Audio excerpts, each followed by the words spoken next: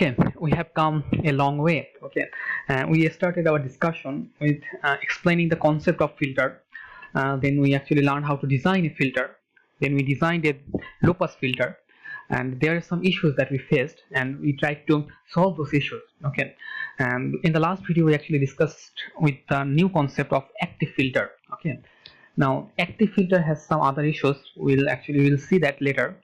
Now active filters provides a gain to my signal. Okay, and provides a gain, so it is amplifying my input signal, so we don't have this problem anymore, attenuation of the input signal. So far we have designed a low pass filter. Now let's start our journey with designing a high pass filter. Okay, so previously in our initial example we saw that I had two signals. One was like my 50 hertz, one is 50. Okay, and another was like my 500 hertz. Okay, another one is like 500 hertz. So I could use a low pass filter to take this portion out. Okay, this is my 50 hertz. But say now I want 500 hertz, this highest portion. I want this one to cut off. So I have to start somewhere like this and this one to pass. So this is my high pass filter. I will allow the high frequency components to pass, and I will actually suppress my low frequency components. Okay, now how to do that? Okay, so similarly, let's previously, like before, we used a RC circuit. Okay, now we are also going to use the RC circuit, but a bit different way. Let's make it black.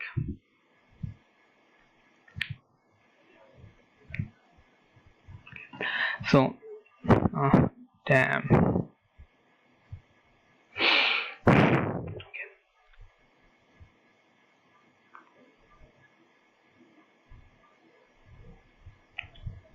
Now previously, and this is my capacitor and this is my resistor. Previously we took the output for low pass filter across the capacitor, and this is my input, the input that I am actually fitting. This is one. So but now we are going to take my output, okay, from the resistor side.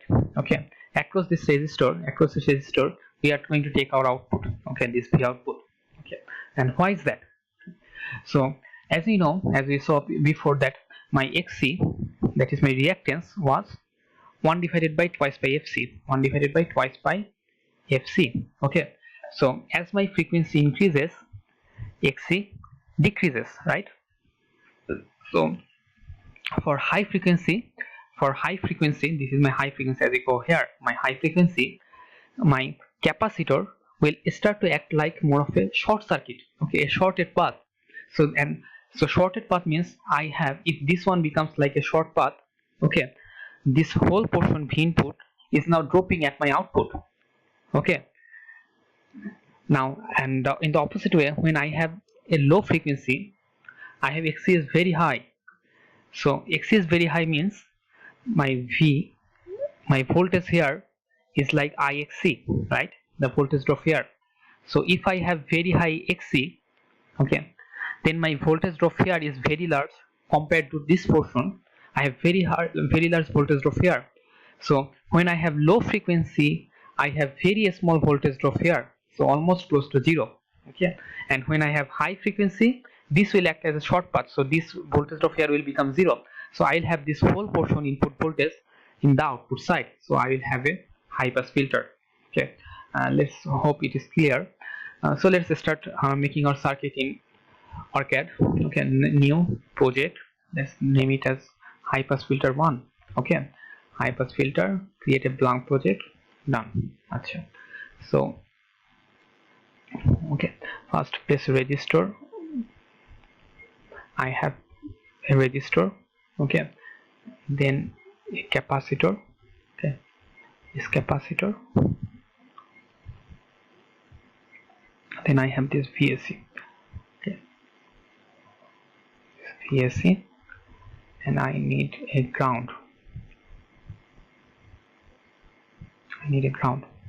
Okay, so I have this completed.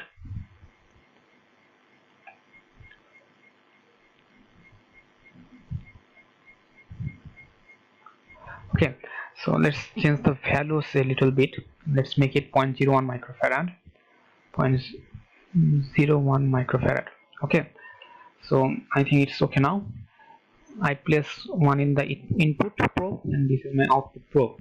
Okay, let's design it. HPF1. Okay, so I make an AC sweep. Okay, start from 1. Okay, make the high frequency like 100,000. Okay, 100,000, and for now make it 100,000. Let's check. This is my output, and let's run it. So if we see the output, so 100,000, we can see now we have this portion is cut out. Okay, I don't have this. This is my input, the green one, 1 volt. I have this input, but in the output I don't get any output here. I have this input, but in the output side I am getting 0 volt. So my low frequency components are cut out, and then we have this output side 70% around here, 70% around here. This is my cutoff frequency here, again in the 15 hertz, 15 kilohertz, something like that.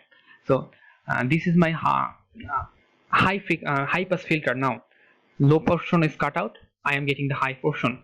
So here there is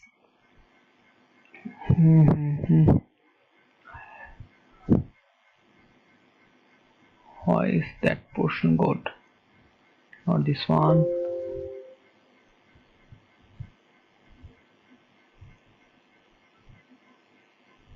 Okay, so let's add another 0 here. Okay, now see the output. Okay, so this is my output, much more clear. So now, so this is my high pass filter. Okay, so now we have designed a first order high pass filter. Similarly, we can add another capacitor and resistor branch there in our design.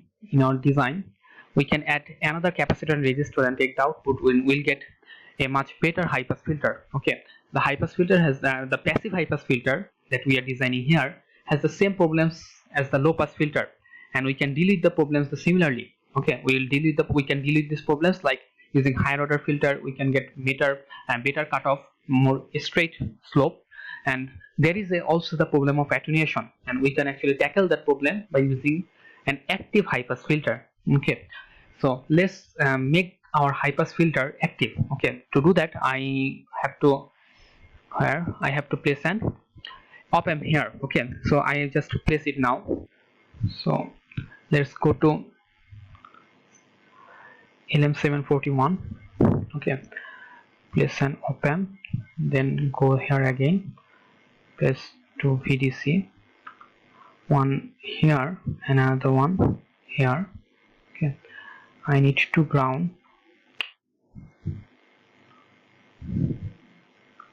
one ground here, another ground here, I need another ground here. Okay, now I need resistor. Okay, one resistor here, and one resistor here. Okay, so this is done. So this is my output from first order high pass filter. I feed this one to my op amp for amplification. Okay, and from here we will take the output. Okay, now this one,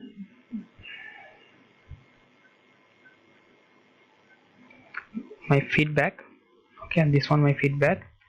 This is my input resistor. There my input comes in, and there is my output. Okay, I have the same value, so I will get twice the input signal, and I need to connect this portion. This one goes to my positive side, this one goes to my negative side, and I ground the other portion. Okay, I ground the other two portion. Okay, and I need to make it 15 volt. I can make higher voltage as well, but 15 volt is normal, common. Okay, so 15 volt gradually, and I need to place a probe here, one probe here. So I think everything is okay. So let's see if everything is fine or not.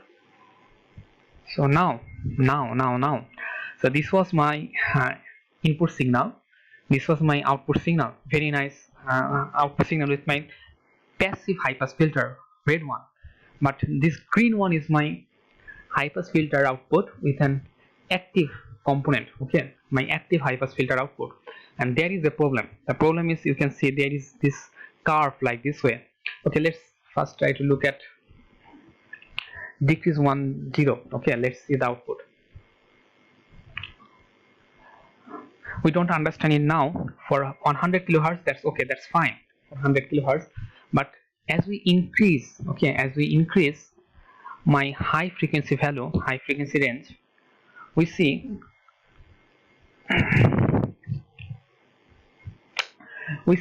at 1 megahertz range there is like, it should be like always a straight line. Okay, it should not be coming down. Okay, that means this portion is like cropping my high frequency component again, and that is something we don't want. But so what does it actually means? The thing is that, so when we are using an op-amp like an active component, okay, op-amp has a something called gain bandwidth product. Okay, so I'm not sure you have heard the name of it. So that is what we call gain bandwidth, okay, product.